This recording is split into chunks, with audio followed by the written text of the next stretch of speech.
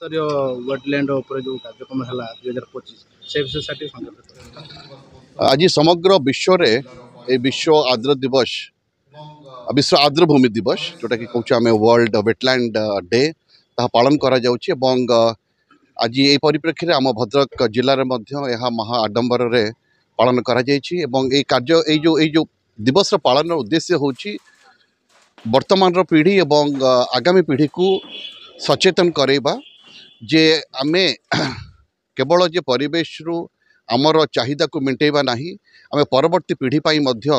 ताको पाई मध्य परिवेश को किभली भाव सुरक्षित रखिबा जहाँ फल कि सेमाने मध्य ताको चाहिदा को मेंटेई पारिबे। तो अर्थात when we meet the needs of the present we should also be concerned about the needs of the future। एतिकी करि पारले आमे गोटे सुस्थ परिवेश सृष्टि करि पारिबा परिवेश को नष्ट करने को देवा नहीं एवं मु आउ थे समस्त को अपील करी जिलावासी को जे let's think globally and act locally आम विश्व में किभली भाव में आर्द्रभूमि को सुरक्षा करि पारिबा ता संपर्क आम सचेतन हवा अवगत हवा चिंतित रहिबा एवं आम आम संकुचित परिवेश जहाँ किछि करि पारिबा करिबा। तो let's think globally but act locally. धन्यवाद। Sir Bhadrak wildlife division तरफ आज वर्ल्ड वेटलैंड 2025 पालन है अवसर कौन कह ना ए अवसर रे मोर कहबार यथार्थता होची जे जो फेब्रुआरी 2 रे केवल भद्रक डिवीजन नुह सबु जगार सबु डिवीजन रे एवं सारा विश्व रे वेटलैंड डे पालन करा जिवा पई आगुरु निर्धारित होईची एवं समस्ते जो माने परिवेश प्रेमी जो माने वेटलैंड बा आर्द्र भूमिर संरक्षण पई चेष्टित बा अज्ञ सेमानंकु केमिति आजिर एई प्रोग्राम करी तांकु सचेतन कराइबा जथा स्कूल पिला जो माने वेटलैंड रो स्टेक होल्डर अछंती एवं वेटलैंड रु किछि तांकर जीवन जीविका पाई किछि लाभ पाउचंती ता सहित स्कूल पिला एवं आमर फॉरेस्ट डिपार्टमेंट रो स्टाफ समस्त को एकत्रित करी गोटे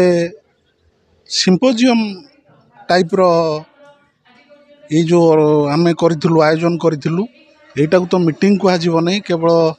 भाषण रे नथिला स्कूल पिला कॉलेज पिला आमर मीडिया भाई माने एवं VSS रो मेंबर समस्त को आमे अंतर्भुक्त करी आमर जो आर्द्र भूमि सब अच्छी तार केमिति आमे सुरक्षा करिबा आमर परवर्ती वंशधर मानक पई सुरक्षा करिबा एवं संरक्षण करिबा जहा द्वारा कि आमर जो भूतल जल स्तर क्षय सेटा रोका जाई परिबो एवं आर्द्र भूमि रे निर्भर करी बंचुथिबा विभिन्न पशु पक्षी गछ लता से माने सुरक्षित रही पारिबे जहा कि आमर जो अच्छी जैव विविधता सेटा केमती अक्षुण्ण रहिबो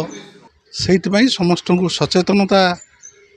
करिबा पई ए शिविर आमे आयोजन करिथिलु एवं या सफल हेछि बोली मु भाबुची कारण विभिन्न वर्गर लोक एथिरे शामिल थिले एवं समस्ते उपलब्धि करिसंती जे ना ए तो आर्द्र भूमिर सुरक्षा एवं संरक्षण निहाती जरूरी केवल आम पाई नुह केवल आमर भविष्य वंशधर पाई नुह ए पृथ्वी पाई ए परिवेश पाई